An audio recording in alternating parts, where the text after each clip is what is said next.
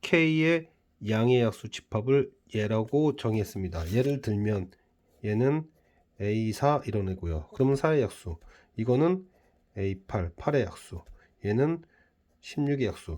그럼 16의 약수에는 8의 약수가 다 들어있죠. 그런데 얘한테는 없는 것이 있습니다. 이렇게 예를 들면 A8은 A4가 갖고 있는 것을 다 갖고 있는데 얘한테는 없는 것이 있다. 결과적으로 숫자 배수가 어떤 수가 있으면 배수인 집합이 더 크고 이거 약수인 집합은 더 작다까지는 알겠습니다. Q가 P이기 위한 충분 조건이다. Q면은 P한테 포함이 될 수 있지만 P한테는 있고 Q한테는 없는 게 있다, 이런 얘기예요. 이런 얘기입니다. 그래서 P가 더 커야 됩니다. 이런 애가 존재한다는 얘기죠. Q한테는 없는. 이럴 때 이렇게 문장으로 표현합니다. Q는 P이기 위한 충분 조건이지만 필요 조건은 아니다. 필요 조건이 아니다라는 건 발레가 없다는 얘기입니다. Q한테는 P에 대한. 마찬가지로 Q는 R이기 위한 필요 조건. 그럼 Q가 더 크고 R이 작은 것이다.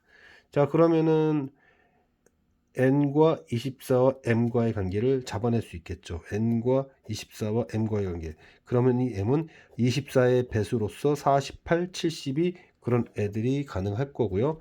얘는 24의 약수로서 12, 6주르륵 내려갈 일만 남았다. 그래서 n은 최대값을 물었을 것이고 m은 최소값을 물었겠죠. 그래야지 뭐 문제 내기가 수월하니까.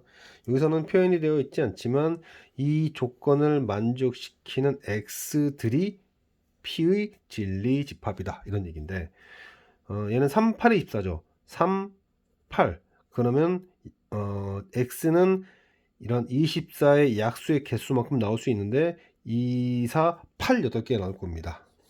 실제로도 이렇게 제가 나열해 놨죠. 그런데 Q는 A의 배수들을 모은 것이고 P이고 Q가 아니다라는 것은 차집합을 의미하는데 그 차집합이 P라는 얘기는 Q와 P는 겹치는 부분이 없다는 얘기입니다. 결국에는 A의 배수에는 얘네들이 없다. 그러면 5이면 예를 들어서 A가 5면 여기는 5의 배수가 없죠. 7이면 7의 배수 없죠. 9의 배수 여기 없습니다. 10의 배수 없고요. 11의 배수 없어요.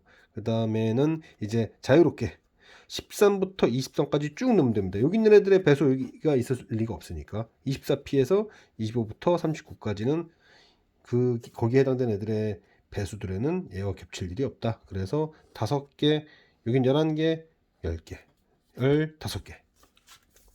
자, 요 수식을 보면요. 제가 이 수식 보세요. 이 수식을 정리하면은 통분을 하고 그 다음에 보내고 넘겨주면 이러한 모양이 나옵니다. 여기에 양변에 1을 더해주면 여기 양변에 1을 더해주면 이 모양이 나오겠죠. 그런데 두 번째 식은 그 모양과 또 똑같습니다. 이 얘기는 이거는 마찬가지로 이거다라고 말할 수 있다는 거죠. 세 번째는 가로 세로 길이가 xy면은 둘레 길이는 얘죠. 둘레 길이가 넓이의 2배라고 합니다. 약분하면 또 이런 모양이 나왔습니다. 그리고 세 식은 전부 다 모양은 같습니다. 모양은 같아요. 그런데 조건이 많이 붙으면 붙을수록 작은 집합이 돼요. 제한적으로 선택하게 되어야 되니까. 지금 Q에는 아무런 제약이 없습니다. 그런데 P에는 분모로 쓰였기 때문에 0이 되면 안 된다라는 단서를 달고 해야 되죠. 0이 아니다라는 단서를 달아야 되고요. 그 다음 여기는 변길이니까 양수라는 조건을 달아서 가야 돼요. 그러면 일단 확실한 것은 Q는 가장 클 거예요.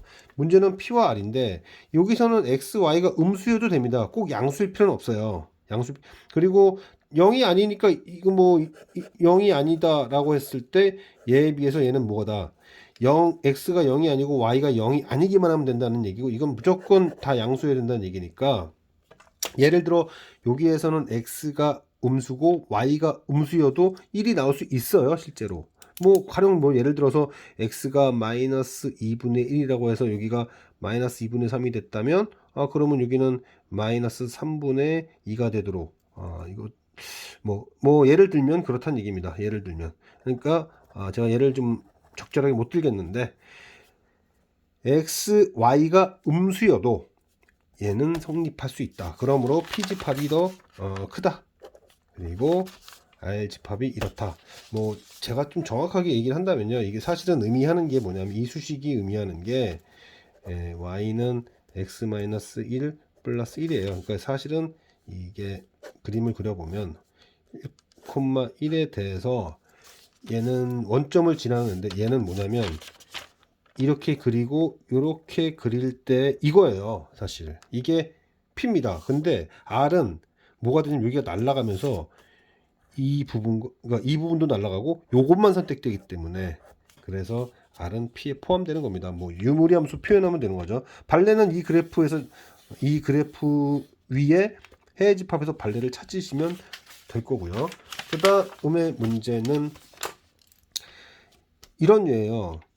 지금 A와 B가 정점인데 정점 사이에 동점 하나가 껴서 90도다. 자, 정점이 문제상에서 주어졌을 때, 이런 류들이 뭐 블랙라벨이나 여기저기 많이 있습니다.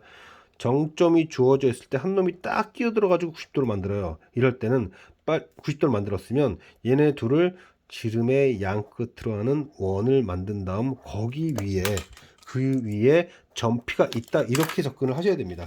그래서 빨리 여러분들은 A, B를 잡았다면 마이너스 1, 마이너스 2 그리고 1, 4였구나. 4였습니다. 이러면 얘네들의 중점이 정확하게 0,1이 되겠네요. 이걸 딱 잡으면, 이거 중심이고요. 0,1 중심이고, 그럼 이게 반지름이 되겠죠. 반지름은 1, 3, 루트 10이 되겠네요. 그렇게 해서 이렇게 원을 빨리 그리시고, 그러면 P는 이런 데 있는 거죠. 이렇게. 그럼 무조건 90도가 되는 겁니다. 자, 문제를 계속 읽어보자. 근데 그 P는 어디 위에 있냐면 이 직선 위에 있다, 이렇게 나왔습니다. 직선 위에 있다. 결국 기울기가 3분의 1인 직선이 원과 만나는 점이 P가 되는 거죠. 예를 들어서 P가 이렇게 됐으면 90도, 이랬으면 여기도 90도. 자, 직선이 이렇게 되면은 이렇게가 90도, 이렇게가 90도가 되는 거죠.